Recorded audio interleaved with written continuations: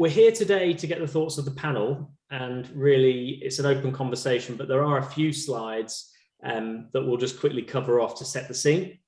I won't read the stats, but what the research says is that there is a big money problem out there, a financial crisis that is affecting the majority of employees. And that in turn is creating a real pressure and stress that people are dealing with that's negatively affecting their performance at work. So when we look at the employee proposition and what employers can do on a limited budget, we really need to look at the reality, the lives that employees are leading. A common misconception, though, of I suppose of COVID is that COVID has caused a lot of this financial problems that people are under. It's not true. Now, COVID's been a catalyst and it's accelerated things, but if you look at that top slide, that predates the pandemic. So what we're talking about here is the financial health of UK employees. People in employment just isn't good enough. And there's a growing need, in fact, expectation for employers to do more and to help solve the problem. Just to pick up a point there from Matt, I absolutely agree that the problem with financial stress is something that nobody ever talks about. We talk about stress, we talk about symptoms of stress. Finances and money are something that us in the UK are just not very open to talking about. It's the thing that we like to sweep under the carpet. So it's always been there, but I think post-COVID, there's some really interesting stats that are coming out. And when we actually look at the data, and I've pulled all this off ONS, so it's not biased in any way, hopefully, we can see a real shift in stats. So at the end of 2020, stress causes things like anxiety, low mood. We're seeing a 50% increase in high levels of anxiety. That's anxiety and stress that's scored at between 6 and 10 out of 10. And that's versus only 20% in 2019. So you can see that it's more than double. And also the other thing, looking at low mood and depression, which is of course another symptom of stress, we're looking at life satisfaction moving from less, it's always about less than 10%. In 2019, it was at 8%. And this time in 2020, the latest measure is at 20%. And so the other things to look at are the components of stress. And when we look at that, the most concerning points for people, their stress pressure points, have changed dramatically. It's always the top one is workplace stress, the second one is relationship stress, and the third one's often health stress. It does change a little bit lower down, but this year for the first time, the second one is financial pressure. So everybody knows, particularly in HR, about stress and the impact on well-being and performance. And these latest stats are painting a different picture. Everything's slightly altered. And I'm a big advocate of saying that it's not enough to sort of tickle around the edges, talking about stress and resilience. We talk about resilience as being the opposite to stress. And I don't know about you, but my experience of people dealing with the stress problem is talking about exercise and going outside and mindfulness. And I don't think that's enough. I think if financial pressure is really hotting up, we need to target it. Why do you think so many people in the UK struggle financially, even though they are in employment? It's a good question. I think generally it starts with education, really. We certainly in my schooling, we were taught many things through school, college, university, but never really financial literacy. So I think what tends to happen is that you kind of leave school, uni, you get your first job, you get introduced to your first credit card, so you get excited, and that gets maxed, which comes with obviously hideous interest rates. There will be something that will come up, an urgent payment that needs to be made, and so that's going to be more really expensive. Okay, no, great. Well, coming back to something you said, Wendy, about people not talking about the financial situation, it sort of hit a chord with me. I was recently with an MD, one of our clients, and they were talking about an employee who'd worked for them for years. They're a really big employer. This person had worked in the company for years, on and off, part-time and full-time. And she was telling this story about that one day they actually discovered this person was homeless, and they didn't know. And this lady had been coming to work and doing a job, and the only reason they discovered it was actually the state of the uniform sort of had fallen away a bit. And it turned out that she got into such financial difficulty through a combination of things you can't avoid, unexpected realities, cropping up, but also just not talking about it. And it totally shocked them, because this person had been in the business for so long and obviously suffered in silence. And I think, yeah, I agree with you, Chris, there's an education piece, but also it's people's openness and willingness to want to talk about it, because I think there is a certain stigma that maybe sits with people when they're in financial problems, or at least they perceive them to be. Do you agree with that, Wendy? Yeah, absolutely. The main coping strategy, apart from sort of diversive tactics, is about avoidance. And so the stories I often hear from face-to-face clients, I've got one guy running his own business who every time his bills pile up, he just puts them in the shredder.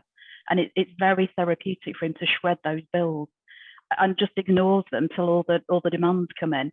And other people, from a personal perspective now, with household bills, doubling, electric bills, gas bills, all of that sort of stuff, people just get them, know what they are, and shove them in a drawer. So it's just total avoidance. And that's people's favourite coping strategy. We as in our platform, we added something called the Wellbeing Hub, and we've not really highlighted it at all as a feature, but one of the most popular aspects is the financial news and financial information section. So I do think there is an appetite for people to want to get a more control and a better handle on this. Lindsay, from an employer's perspective, I mean, what experience have you had? What insight do you get visibility-wise? If we come back to the MD of one of our other clients who had no clue the struggles that people were going through, or this particular person, from a Sykes perspective, how much visibility do you have? What insight can you share? Yeah, well, similar to what Wendy had said, Matt, there's a lot of denial. They won't talk about it. They won't talk to their line manager about it. So we do have an employee assistance programme that's completely confidential, that they can speak to and reach out there for help, which has been very, very successful. But it goes just back to exactly what Wendy said. They just don't want and aren't comfortable talking about it at all. And it's only when the line manager perhaps sees a little dip in performance or behaviours that they've never ever seen from the employee before, that starts to raise alarm bells as the employer wants to look after the employee. So the employee assistance programme has been a big push for us, especially these past 2 years, and we have seen some success stories come from that. How do you go about making employees aware that it exists? We have a communications and engagement manager within our company, and we promote that all year round, all the time. I think there's Mental Health Awareness Week. Recently there was Child's Mental Health Awareness Week. So we use opportunities, platforms for things like that. There is on each person the Wellbeing unit, and we can send out, even e-cards through each person. Great job. Well done on whatever it is they've succeeded on, but there is also that wellbeing support there for them if they need it. Absolutely. And that raises a question, Wendy, from a psychological point of view. How much do you think positive reinforcement, whether that's recognizing someone's behaviors, giving them something, how much of that do you think can help, I suppose, because there is this battle going on people have got, because when you've got financial difficulties that you become really either all-consuming, really. Is there things that you can be doing outside of extra financial support that you think can potentially retip the balance and get people back on track? A lot of struggles with mental health, financial pressure, stress, people perceive it as being a weakness.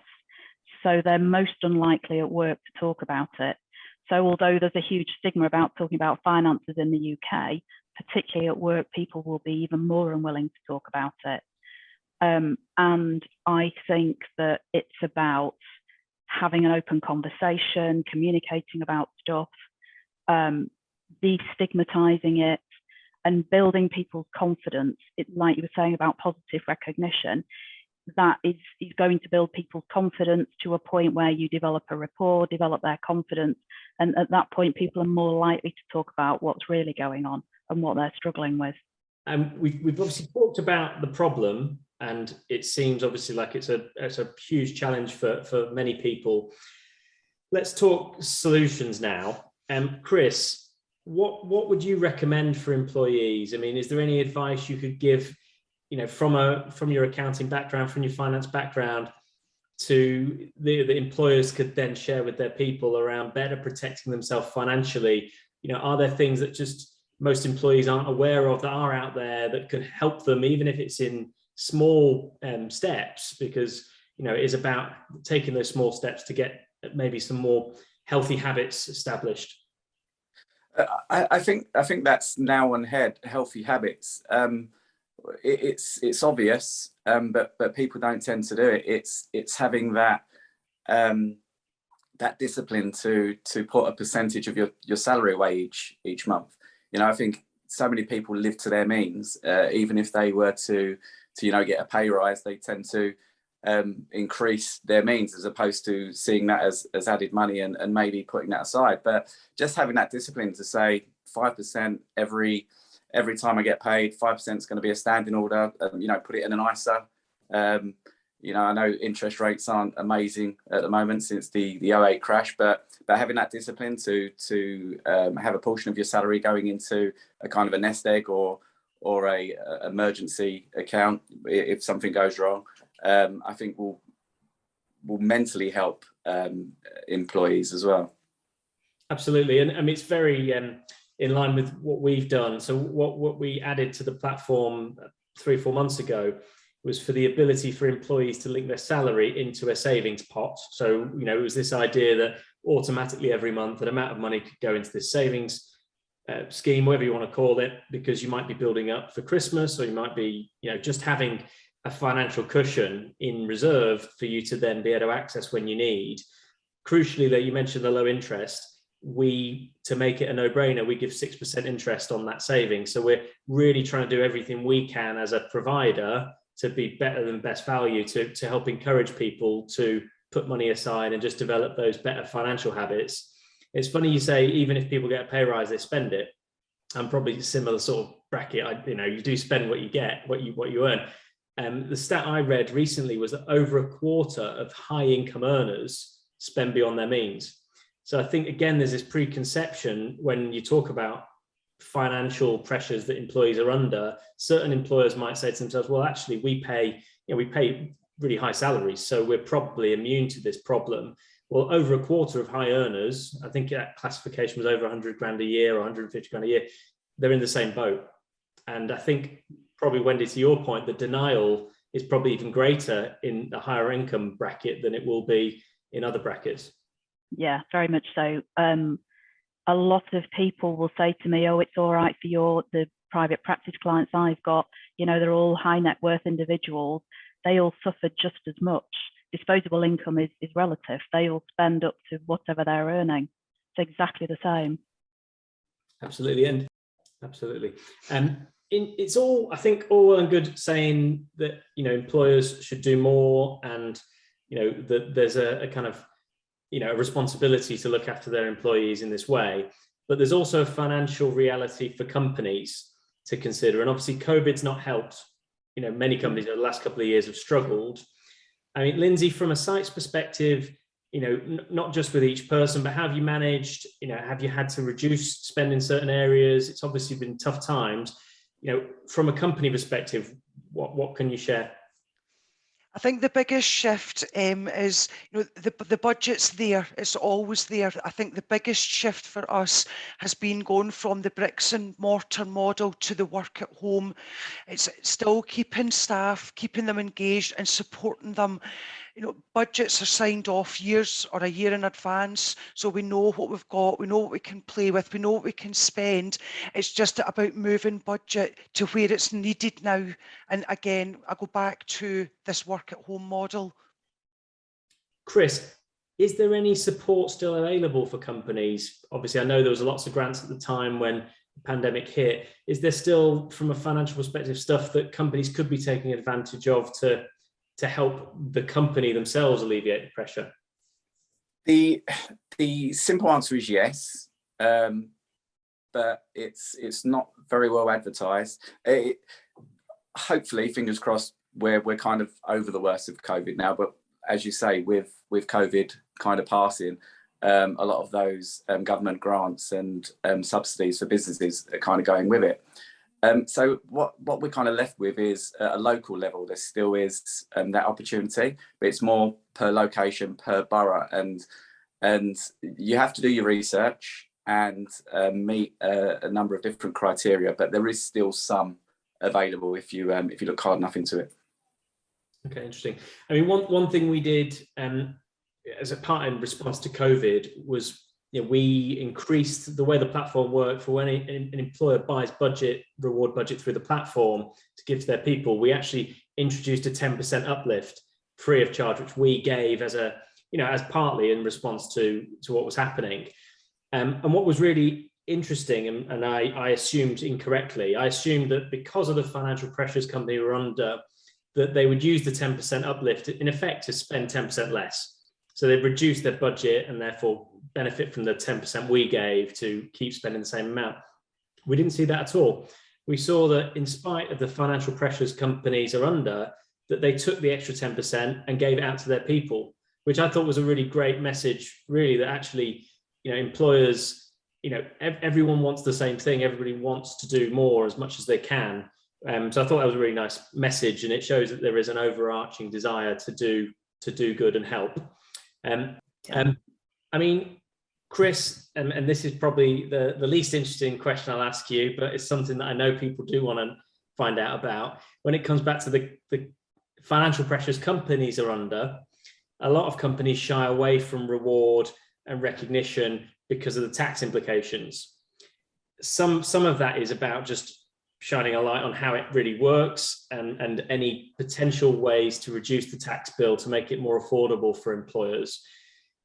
Not tax, everyone's favorite subject, but I know it's one of your, you know a fair bit about it. Can you talk? I don't think tax is anyone's favorite subject. Tax is quite grey, so it often depends on the individual business and the employee, etc. But generally speaking, you're able to gift